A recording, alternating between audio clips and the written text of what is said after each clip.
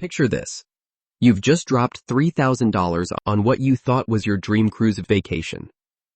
You're standing at the embarkation terminal, suitcase in hand, and the couple next to you casually mentions they paid half of what you did for the exact same cabin on the exact same sailing.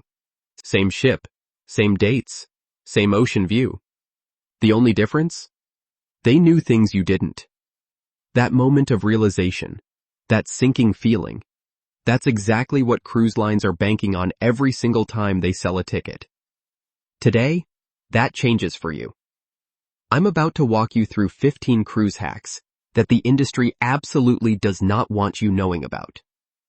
These aren't little tips like bring your own sunscreen. These are legitimate money-saving strategies and insider knowledge that can transform how you book, how you sail, and how much you spend. Some of these will save you hundreds of dollars.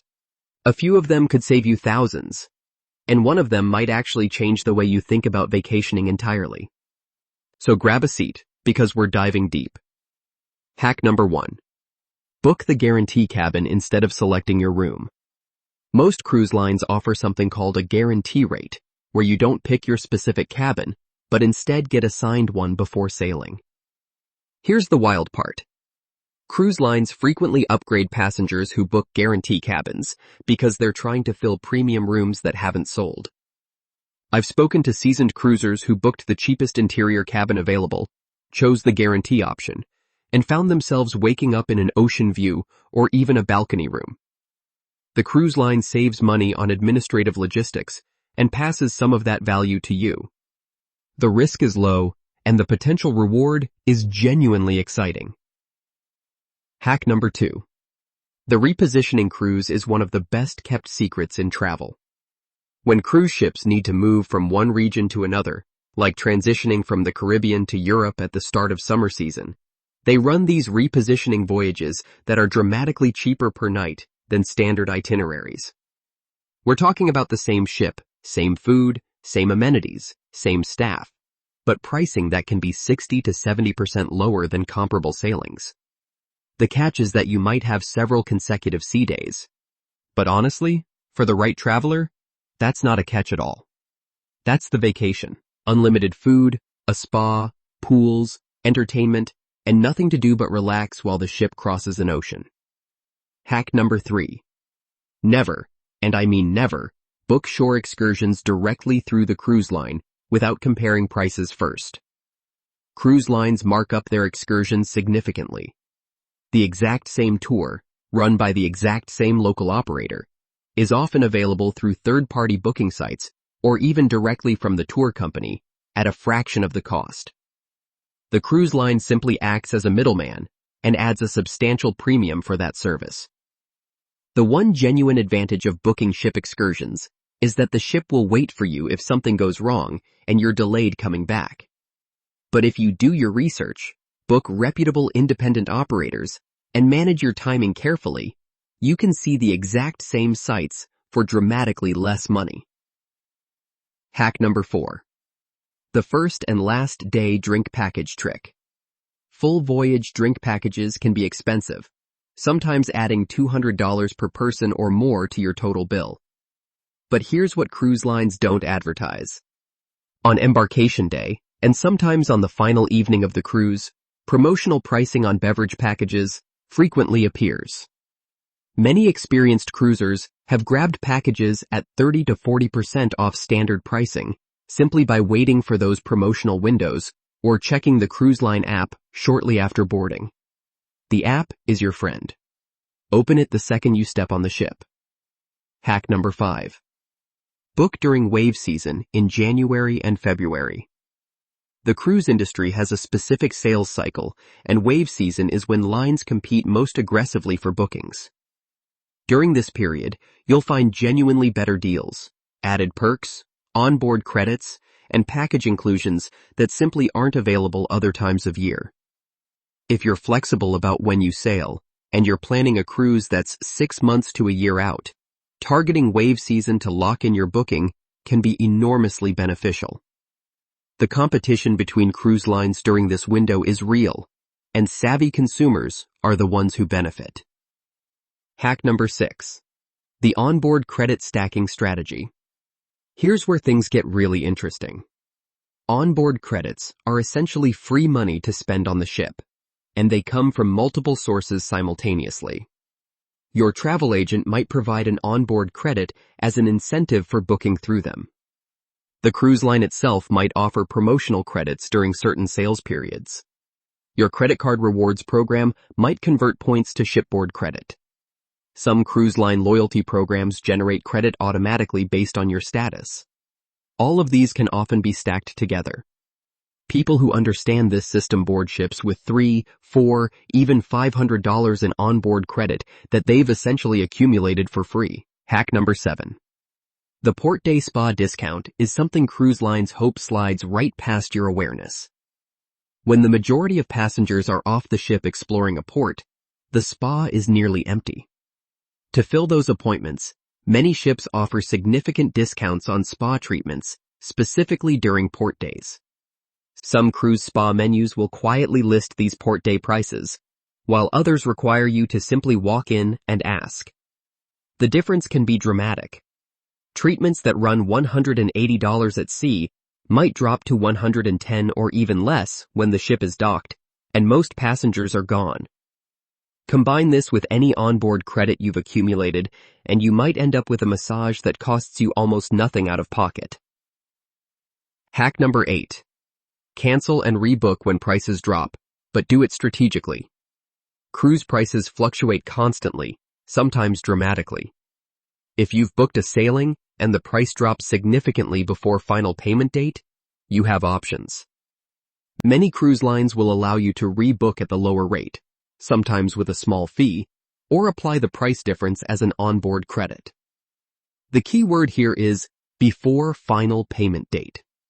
Once you've made that final payment, the rules change, and your flexibility shrinks considerably. Set a price alert if you can, or simply check your booking periodically in the months between when you booked and when final payment is due. Hack number 9. Bring your own beverages in ways the cruise line actually allows. Every major cruise line has a policy on this, and if you read it carefully, there are permitted windows of opportunity. Many lines allow you to bring a limited amount of wine or champagne aboard at embarkation. Some will charge a small corkage fee if you bring that bottle to a restaurant, but the math still often works in your favor compared to ordering from the ship's wine list. Additionally, bringing sealed non-alcoholic beverages, juices, sodas, and sparkling waters is permitted on most lines. Those poolside drinks add up extraordinarily fast. Coming prepared saves you money every single day of the voyage. Hack number 10. The specialty dining trick on embarkation night. Here's a piece of insider information that loyal cruisers guard fiercely. On the first night of virtually every sailing, specialty restaurants on the ship are running reduced promotional pricing to get passengers in the door and acquainted with the experience. You might find that the Italian specialty restaurant, which normally charges $35 per person, is running a $15 promotion on night 1 only. Why? Because first night passengers are still finding their sea legs, everyone is scattered, and the specialty venues need to establish buzz early in the voyage.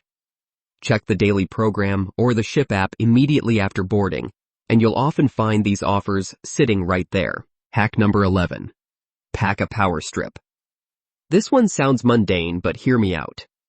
Cruise ship cabins are notorious for having an absurdly small number of electrical outlets, sometimes just 1 or 2, and often in inconvenient locations. Most cruise lines permit non-surge protected power strips. A compact multi-outlet strip means you, your partner, and anyone else in the cabin can charge devices simultaneously without fighting over that single outlet near the desk. It sounds like a small thing until you're on day 3 of a 14-night sailing and everyone needs to charge their phone, camera, tablet, and Bluetooth speaker at the same time with one available plug. Hack number 12.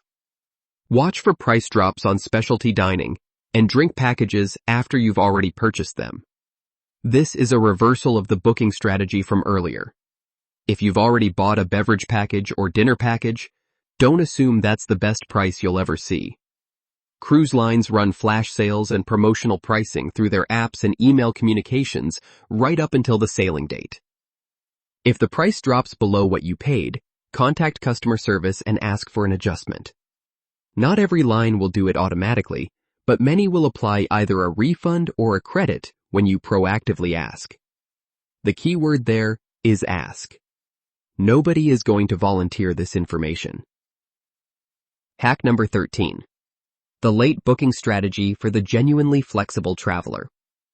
While booking early has its advantages, booking very late, and I mean 2 to 4 weeks before sailing for cruises that haven't sold out, can yield extraordinary savings. Cruise lines would rather fill a cabin at 50 or 60% of its listed rate than sail with empty rooms. This strategy requires real flexibility in your schedule, available vacation time, and ideally living near a major embarkation port. But for the right person, this approach can result in dramatically reduced per-person pricing. Websites that specialize in last-minute cruise deals exist specifically to service this market segment. Hack number 14. Use a travel agent who specializes in cruises, specifically.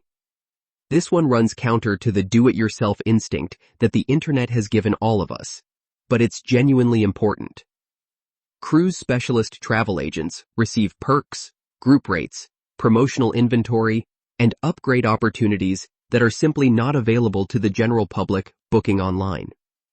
More importantly, many of these agents pass a significant portion of their commission benefits directly to their clients in the form of onboard credit, cabin upgrades, or complimentary packages. Working with a good cruise specialist often costs you nothing more than booking yourself, but nets you tangible additional value. The cruise lines benefit from this system too, which is why it exists. But so do consumers who know to take advantage of it. Hack number 15. And this one is the big one. The status match and loyalty program arbitrage. Here's something the cruise industry absolutely does not broadcast widely. Many cruise lines have status match policies that allow you to bring your loyalty status from one cruise line and receive equivalent or near equivalent status at a competing line. Suppose you've sailed enough with one company to reach a mid-tier loyalty level. Another cruise line, particularly one you've never tried, might be willing to match that status to attract your business. Why does this matter? Because loyalty status on cruise ships unlocks real, tangible benefits. Priority embarkation and disembarkation. Free laundry. Discounted or complimentary internet. Access to private lounges. Complimentary specialty dining nights. Reduced beverage package pricing. These perks collectively represent hundreds of dollars in value per cruise. And if you can walk onto a ship you've never sailed before and immediately enjoy mid-tier or premium loyalty benefits through a status match, you've essentially gotten years of loyalty rewards without the years of loyalty spending. Now here's something I want you to sit with for a moment. Cruise lines are exceptional businesses. They're well-run, often financially sophisticated companies that have spent decades optimizing every revenue touchpoint on their ships. The pricing of drinks is strategic. The placement of the casino relative to the main thoroughfare is strategic. The way the buffet is designed and where certain items are positioned is strategic. None of this is accidental. These companies have done the research, and they know exactly how to extract maximum spending from the average passenger. But here's the thing. The average passenger is not you. Not anymore. You just absorbed 15 ways to shift that dynamic back in your favor. You now know about guarantee cabin upgrades, repositioning sailings, independent shore excursion operators, embarkation day drink package promotions, wave season booking, onboard credit stacking, port day spa discounts, pre-final payment rebooking, permitted beverage policies, first night specialty dining deals, the humble but mighty power strip, post-purchase price drop adjustments, late booking for flexible travelers, the cruise specialist travel agent advantage, and loyalty status matching. That is a genuinely transformative toolkit. Whether you use one of these strategies or all 15, you will not sail the same way again. And that compound effect, especially if you're someone who cruises regularly, is significant. Run the numbers. If you save even $200 per person per cruise through smarter booking strategies and onboard spending awareness, and you take 2 cruises a year as a couple, you're looking at $800 annually back in your pocket. Over 5 years? $4,000. That's another cruise, paid for entirely by the knowledge you picked up today. The most important thing I want to leave you with is this. Information asymmetry is the cruise industry's greatest asset.